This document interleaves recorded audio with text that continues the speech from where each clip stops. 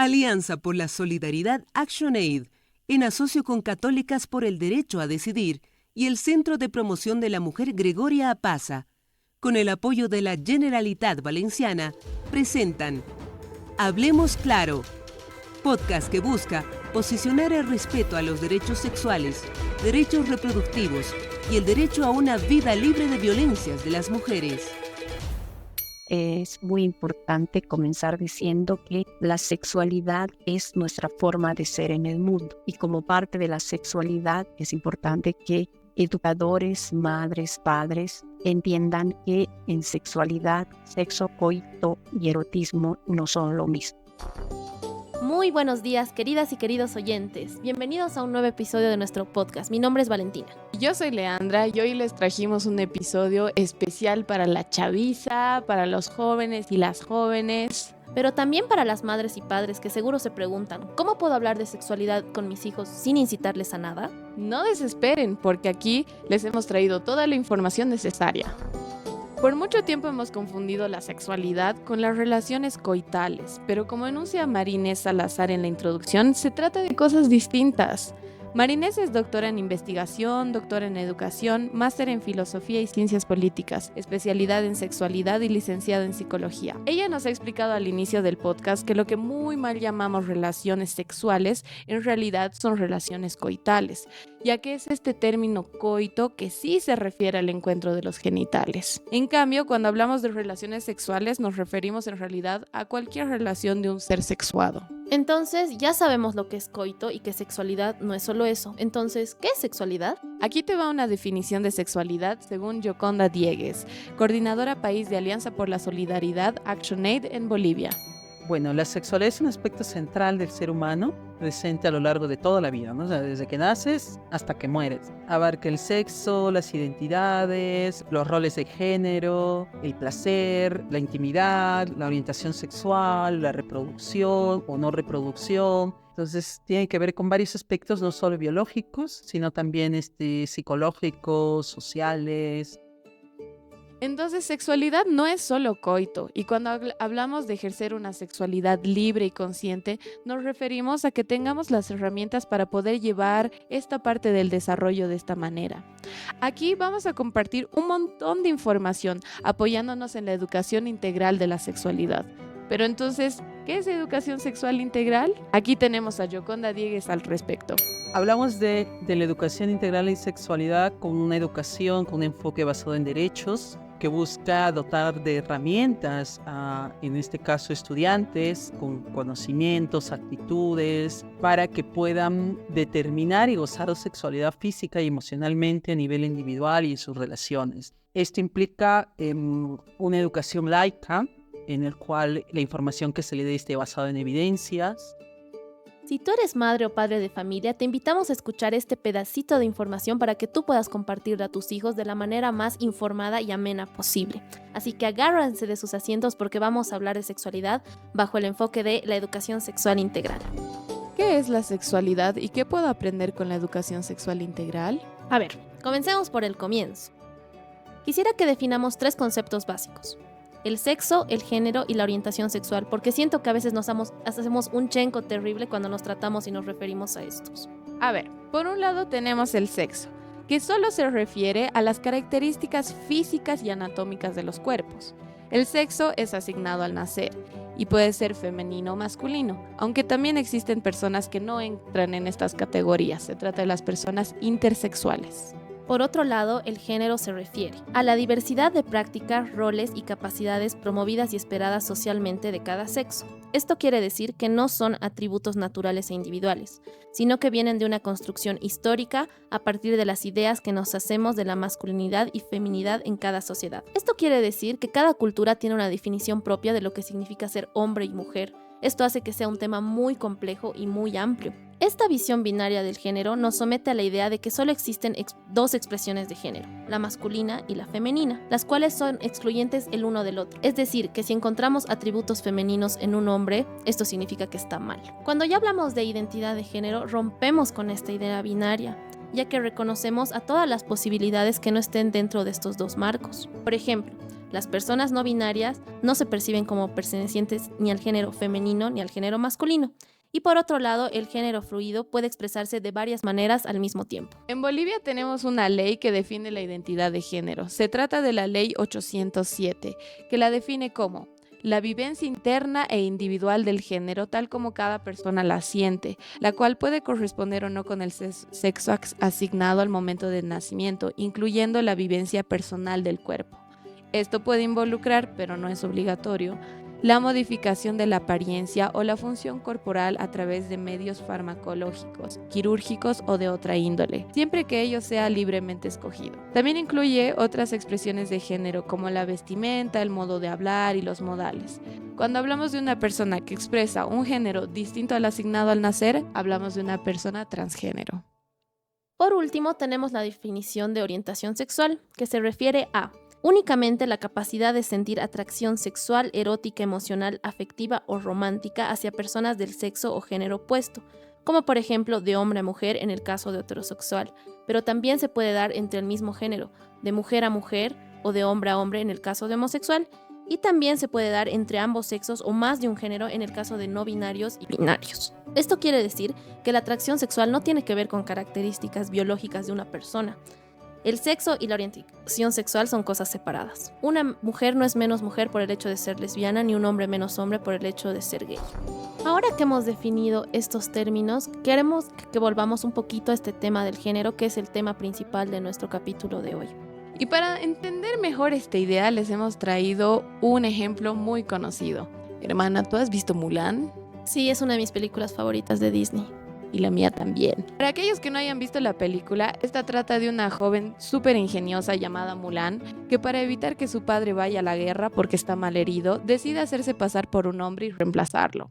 A lo largo de la película vemos como Mulan no encaja en las expectativas de su sociedad. Ella no puede traer honor a su familia con el matrimonio porque no es refinada, ni tampoco teniendo hijos porque es muy flacucha. Sin embargo, ella será la guerrera más importante para liberar a China. Como dice una de las canciones, con armas el varón, con niños la mujer, Mulan no está cumpliendo lo que su sociedad espera de ella, pero eso no le impide destacarse de otras maneras. Como decíamos previamente, las categorías de género no son naturales, sino culturales, y tienen que ser enseñadas, entonces aprendidas. A continuación, un pequeño fragmento del video de Farid Dieck, si lo quieren ver está en YouTube, se llama Encontrar nuestro camino desafiando expectativas. La historia de Mulan nos recuerda que las expectativas de género en gran medida son constructos sociales y no necesariamente características innatas. Ella intenta cumplir con las expectativas de feminidad que le han impuesto, pero su intento termina en caos. A lo largo de nuestras vidas nos han inculcado la creencia de que ciertas acciones y comportamientos son exclusivos de un género específico. Por ejemplo, ¿por qué el hecho de que Mulan sepa servir el té la convertiría en una mejor mujer o en una mujer más femenina? ¿Por qué el hecho de que un hombre exprese sus sentimientos le convertiría en menos hombre? Y a ver, desde mi punto de vista no tiene nada de malo que tú voluntariamente quieras encajar en un molde o en un rol establecido. Lo que no me parece correcto es que te obliguen a encajar ahí. A modo de cerrar con esto, quisiéramos desafiar a los queridos oyentes a mirarse en el espejo y preguntarse sin juzgar la respuesta. ¿Qué siento con respecto al rol que me ha asignado? ¿Qué me gustaría cumplir y cómo podía cumplirlo? No olviden que debemos tratar con respeto a nuestros pares, que entre cuerpos y gustos existen miles y que todos tenemos derecho a decidir en plena libertad sobre aquello que nos concierne. Para continuar, ¿qué te parece si recordamos estos cambios en el cuerpo que hemos tenido todas y todos en la pubertad? Pucha, esos cambios por los que nos hacían sentir tanta vergüenza y que nos ponían tan incómodos e incómodas. Justamente son estos comentarios los que perjudican nuestra relación con nuestro cuerpo y vuelven los genitales como un tema tabú. Vivir los cambios en el cuerpo es algo totalmente natural y algo que deberíamos aprender sin prejuicio. Vamos a hacer un resumen sobre los cambios que surgen justamente en los cuerpos de las mujeres en la pubertad, y este es un recordatorio que no solo son cambios físicos, sino que también psicológicos y sociales. Dentro de los cambios físicos vemos la aparición de vello púbico, el aumento de la transpiración, y recordemos que los vellos sirven como barrera de protección contra las bacterias y virus, y la transpiración viene acompañada de olores ya que se segregan en distintas sustancias químicas. Para las chicas cambian los senos, que según cada cuerpo adoptan diferentes tamaños. Cambia la vulva e internamente empiezan a funcionar los ovarios, las trompas y el útero, dando lugar a flujos vaginales y al ciclo menstrual. Para entender mejor el ciclo menstrual, quisiera que escuchemos a la doctora Hanna Borda que nos hablará de este tema. Para entender mejor la menstruación, hay que saber que nosotras las mujeres pasamos por un ciclo sexual que se repite en promedio cada 28 días. Puede durar unos días más o unos días menos. Este ciclo inicia con nuestro primer día de sangrado en la menstruación. Entonces, nuestro primer día de sangrado es el día 0, digamos, en nuestro ciclo sexual.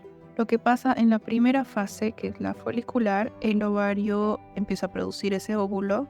Y en el útero lo que está ocurriendo es justamente la menstruación, que es la eliminación de sangre, desechos y una parte del tejido del endometrio. Luego de esta fase viene la ovulación, que dura un día y que es el día 14 del ciclo. Y es cuando el óvulo va a ser liberado del ovario, va a pasar por las trompas de falopio para llegar al útero.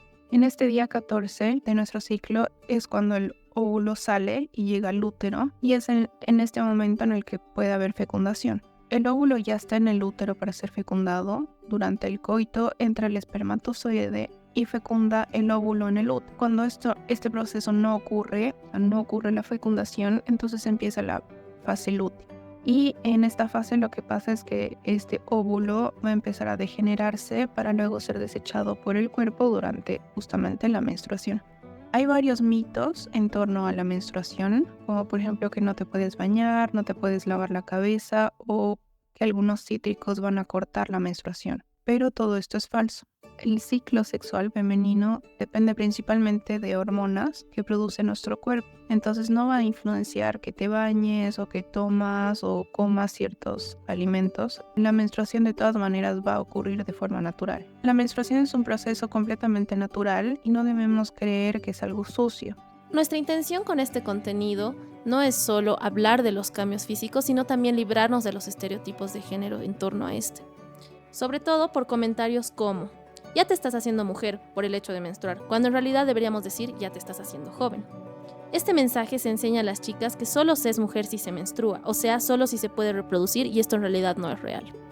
En el caso de los chicos también evitar decirle ya te estás haciendo hombre, en la expectativa de que ya haya comenzado una relación coital, porque esto manda un mensaje de urgencia con respecto al inicio del coito. Sin embargo, ellos deben decidir cuándo están listos y también esperar a una etapa más madura de su sexualidad. Entre los cambios que viven los chicos está también la aparición de vello en la zona púbica y después en la cara y las axilas.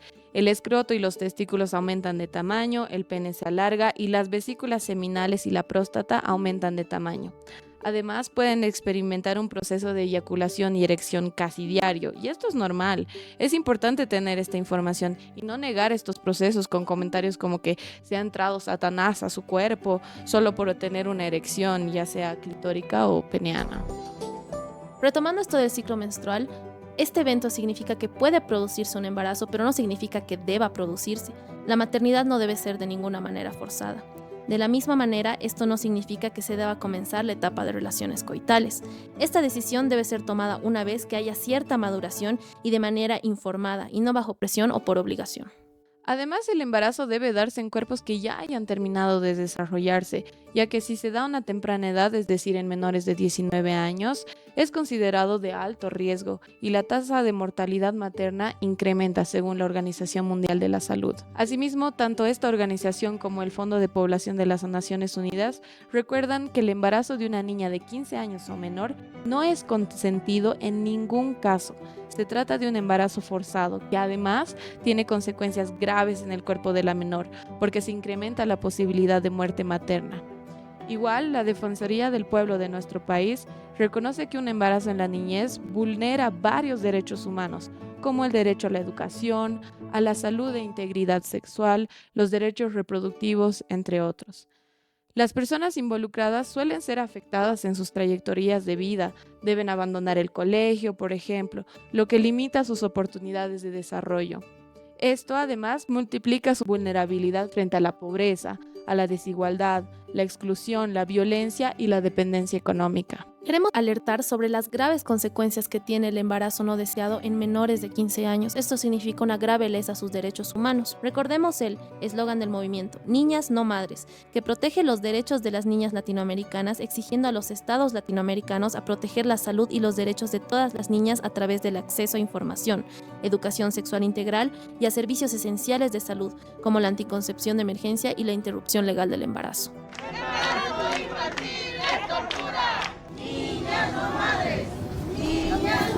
Bueno, ya hemos hablado de maternidad forzada en casos de menores de 15 años y ahora vamos a hablar de maternidad deseada. La maternidad debe ser una decisión, por lo que hay que cuestionarla y poner en perspectiva nuestros proyectos de vida.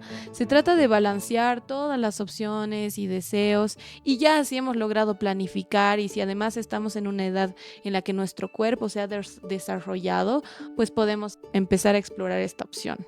La doctora Salazar además nos recomienda como adolescentes postergar el inicio de nuestras relaciones coitales, pero puede pasar, y en el caso de que esto suceda, no se olviden que el condón masculino y el condón femenino son métodos de barrera que evitan que haya embarazo y también nos protegen de las infecciones de transmisión sexual. Recuerden que el embarazo puede ocurrir desde el primer encuentro y que las infecciones de transmisión sexual tienen síntomas bastante silenciosos. Si quieren conocer más sobre métodos anticonceptivos, les invitamos que vengan a los establecimientos de salud con servicios de atención integral de adolescentes, AIDA también se les llama, en los que se les podrá brindar una mejor orientación sobre este tema, que además es individual. También están siempre CIES y Maristops. Ya para concluir, un mensaje para las y los adolescentes que quieran explorar su orientación sexual y la posibilidad de conformar una pareja. Primero, el inicio de las relaciones coitales no debe darse bajo presión, ya sea por presión social de nuestros pares que nos exijan iniciar, ni tampoco por presión de la sociedad, con comentarios como los que hemos visto antes. En realidad, esta tiene que ser una decisión consciente e informada y sobre todo darse de manera voluntaria. Por eso creo que es importante que empecemos a hablar de consentimiento. El consentir es el acto de poder decidir libremente sin que se ponga en juego ninguna opresión. Entonces, si una persona decide comenzar su vida sexual por su propia voluntad y no por obligación, el consentimiento será un pilar fundamental para una sexualidad sana. Entonces, cuando se decide tener coito entre adolescentes y no con una diferencia de más de 3 años, debemos buscar practicar siempre un consentimiento entusiasta. Esto quiere decir buscar un sí receptivo, emocionado, en vez de buscar un no reticente. Por ejemplo, no es lo mismo no decir nada antes de un acto en la intimidad a realmente quererlo y expresar la emoción de aceptar cualquier cosa. Y es que pasa que tenemos muy interiorizada la idea de que como mujeres nos tienen que rogar y que los hombres tienen derecho a insistirnos, cuando en realidad esto puede derivar a que te obliguen a hacer cosas que en el fondo no quieres hacer. Y puede ser que te hayan convencido, pero no es así. No han respetado el no que pusiste desde un principio, sobre todo cuando no es fácil siempre decir que no. Por eso debemos alertar a las personas con iniciativa a estar atentas a todas las señales de rechazo y sobre todo respetar esta decisión y no insistir. El no se percibe también en todo el cuerpo. Si una persona se paraliza, puede que no diga no, pero tampoco significa que esté consintiendo. Aquí la comunicación sexual entre los implicados es esencial durante todo el acto, y esta no solo se da desde la persona que quiere poner límites, sino que también la persona con iniciativa debe preguntar en todo momento y antes de cambiar a cualquier acción, si la otra persona se siente cómoda, si se siente a gusto. Cuando este acto se da en un ambiente de consentimiento y en un ambiente seguro, siempre será más fácil para las y los implicados el entender. Una persona debe sentirse libre de comunicar, pero también se debe proporcionar el espacio para que se dé esta oportunidad de hacerlo. Exacto, y para que entiendan mejor el consentimiento, aquí les van 4 pautas. 1. El consentimiento es específico. Quiere decir que podemos querer realizar ciertos actos y otros no. Entonces, yo consiento un beso en la mejilla, pero tal vez no uno en la boca. O si has aceptado un acto de intimidad, eso no quiere decir que esté todo permitido. Cada cosa debe ser consentida. Dónde poner la mano, qué posición adoptar, etc. 2. El consentimiento es reversible. Puede que en un comienzo yo haya dicho que sí, pero tengo derecho a cambiar de idea en cualquier momento. 3. El consentimiento es informado. Quiere decir que tengo que saber qué estoy aceptando. 4. El consentimiento es libre. Las personas deben tener la capacidad para escoger y dirigir su forma de actuar en plena autonomía. Si una persona está dormida e inconsciente, no hay consentimiento. Es aprovechamiento. Si una persona está bajo el efecto del alcohol, no hay consentimiento. Es abuso. Si la persona está siendo amenazada, no hay consentimiento. Es violencia. Si la persona es menor, no hay consentimiento. Es estupro. Muchas gracias por haber escuchado este podcast y queremos agradecer por el espacio a Alianza por la Solidaridad ActionAid en colaboración con Católicas por el Derecho a Decidir y el Centro de Promoción de la Mujer Gregoria Pasa, con el apoyo de la Generalitat Valenciana. Hasta la próxima. ¡Chao!